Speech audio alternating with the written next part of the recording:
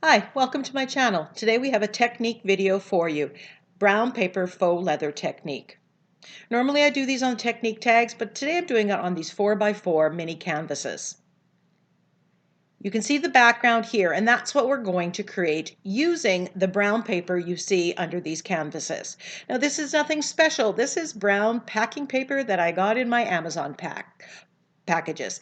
It's fairly thin, but you can use brown paper bags, any kind of brown paper that you have, and know that the different weights are going to give different effects. So I'm just cutting this with a little bit of excess because I'm planning on wrapping it around these mini canvases. Now, you could be doing this on a tag, you could be doing this on a canvas, you could be doing this on parts of a canvas or an art journal page. You don't necessarily need to cover all of it. So what you need to do is simply squish the paper, and then I open it up and I squish it again. Now if you have thicker paper, you may want to spritz it with water and crunch it up and then dry it. But you want to get a lot of interesting relief. So I decide, I started using this Deco Art decoupage, and I thought, okay, I'm going to use this. Now, the decoupage material is thinner than gel medium. And I thought, okay, for this purpose, I'm going to try to use this. And I put it underneath like I normally do, and then I'm putting it on top. And pretty much right off the bat, I notice that it's really flattening out those creases, which, because I want those creases, that's what's going to give us the faux leather look and the texture. So I'm kind of pulling it up and repositioning it and kind of forming the creases myself to try to salvage this.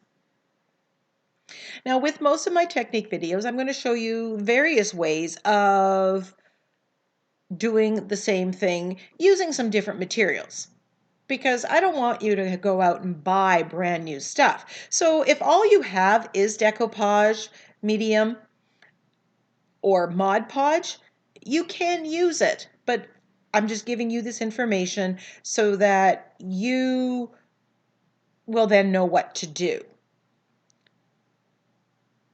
So after seeing that, I decide, I'm going back to my gel medium, and I'm putting a coat of gel medium on here and taking the brown paper and pushing it in. Now, when I do this, I'd make a decision also to not put wet on top of here, the gel medium. I am just going to let this dry and keep the creases. So it was way easier to do with the gel medium. So I'm giving these a dry, and yeah, the creases totally stayed in. So I'm much happier for me with the gel medium.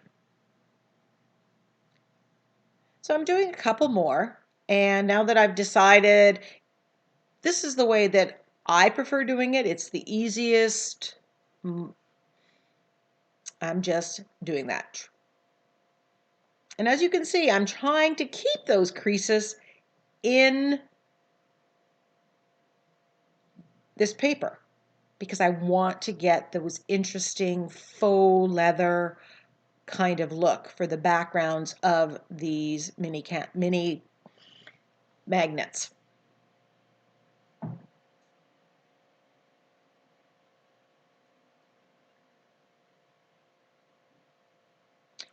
nice thing about this one, everyone's going to turn out just somewhat different, dependent on the paper that you've used.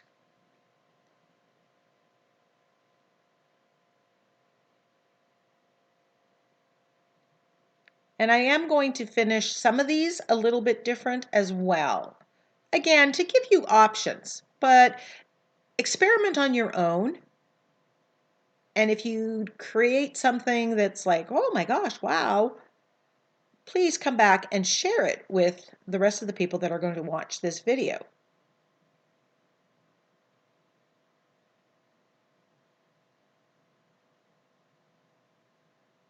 So if it flattens in some places or there's not enough creases, you can go in and kind of make them. So once everything's dry, I am applying a coat of matte gel to the top. It's kind of sealing it in, and it's kind of, I think, also preparing it for the treatment. This is kind of how I've always done it. I guess I should have maybe tried one without putting the matte gel medium on the top. Now I keep a brush. Once my brush gets kind of, you know, all grunged up looking, I tend to keep those brushes for the application of the adhesive, gel medium, Mod Podge, decoupage. Now because I'm doing on these mini canvases, I'm just wrapping it around each of the canvases to make it clean and neat. If this was an art journal page, you want to make sure that it's glued down right to the edge, and then you can just cut around it. Now here is another attempt to try a couple different versions. I have some gold gesso here. This one's from the Crafter's Workshop, and I thought I like how that kind of gives that golden shimmer shine through when you put paint on top. So I'm trying it with the gold gesso. I'm going to try it with something else to give you some options. Now I'm putting a coat of black paint, and I believe that's burnt umber. And I'm just mixing it kind of dry brush, give it a few seconds, and then I'm removing some of it. You want the black to get in those creases to make this look. And I do go back and forth and add more brown, more black, just to get the effect that I'm liking. And I'm sorry about the light. Vancouver Island, it's been rainy and cloudy, and I struggle with videotaping because sometimes it's just a little bit dark, but then the light is a glare. And then you can see the finished piece.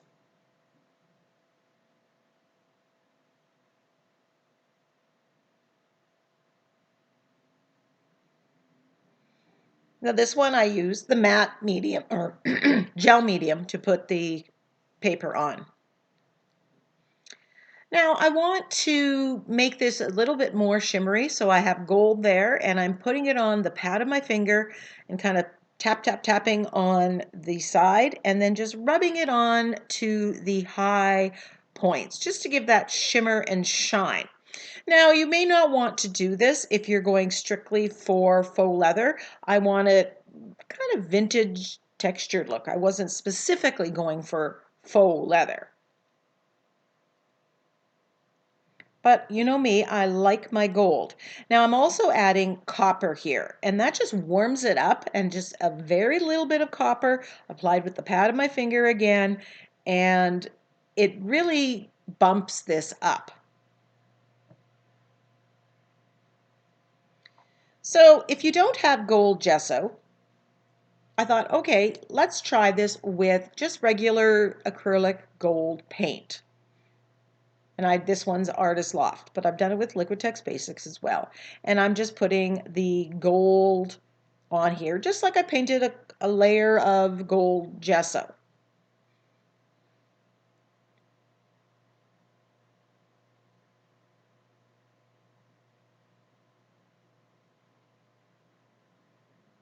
So I'm going to do a side by side.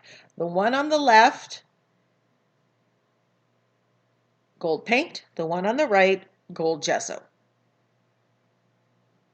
And they're not exactly the identical shade of gold. Right off the bat, you're going to have some differences. The gold gesso is a little bit more opaque. You get a little bit more coverage with it.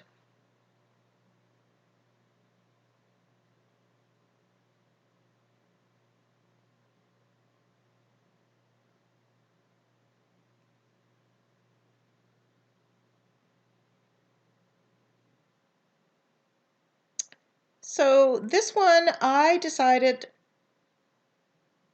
to put a different color combination on. And I'm putting bright aqua green on here. And I'm going for more the patina look here. But you can play around with any color combination.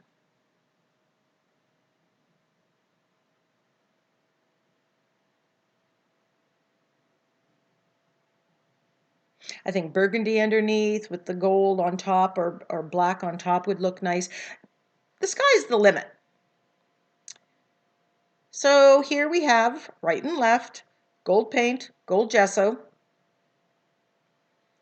and I'm going to apply the black and the brown to these. And I'm using again my, beat up brush, and I'm kind of working it into the grooves and the nooks and the crannies of all that lovely texture from the brown paper.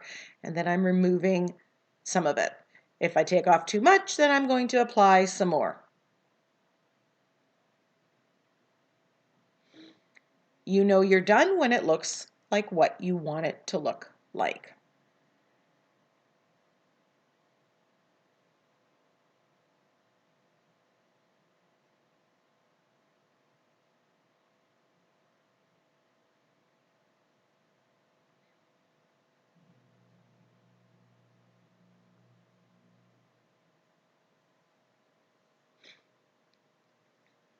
The more nooks and crannies and the more wrinkles that you have, the better the effect.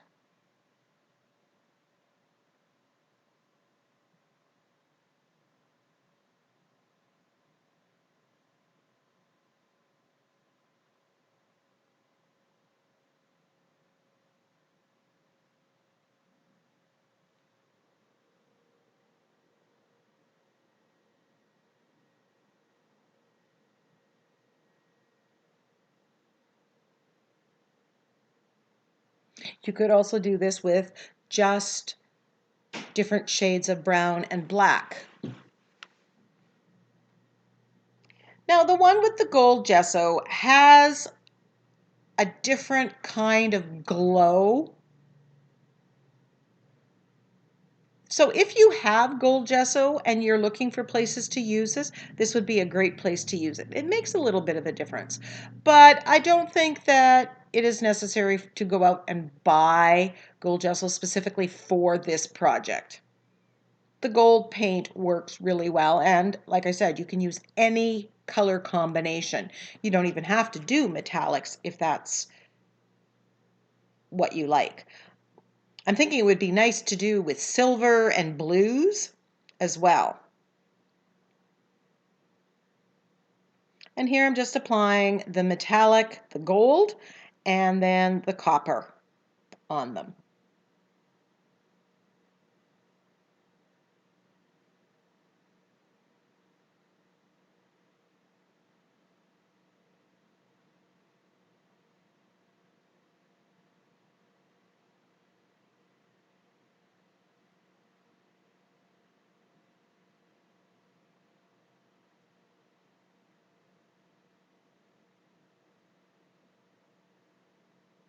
I just love the background of these little magnets, and they look so good when you put the dragonfly on them or whatever embellishment you are going to choose to do. And that's not going to be part of this video, as this is just strictly technique. But I do want to try this on a larger canvas where I do parts of the canvas with this treatment, maybe a ripped, crinkled brown paper.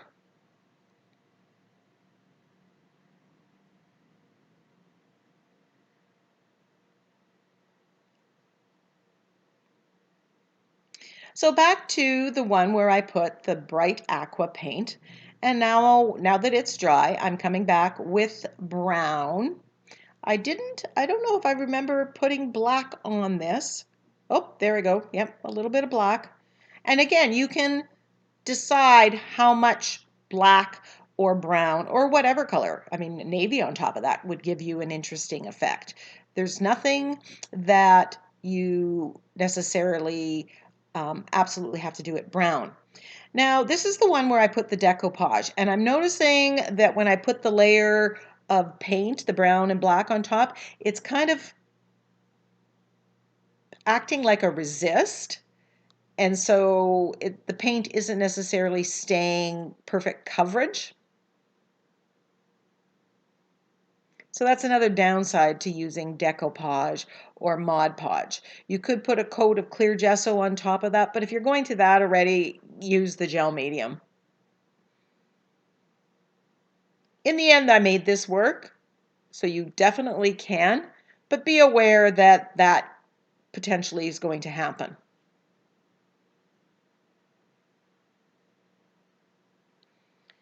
So now I'm adding the gold and the copper and making this patina look, and I'm quite happy with the look.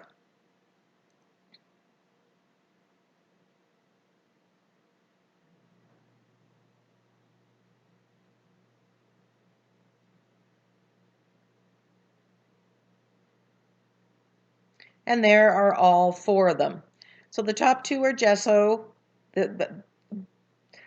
or gold gesso, and then we have the gold paint on the bottom, and the gel medium on the three, and the aqua one has that. Now you can see the texture, you can still see the canvas on the one we use gel medium, and you really can't see it on the one we use the decoupage.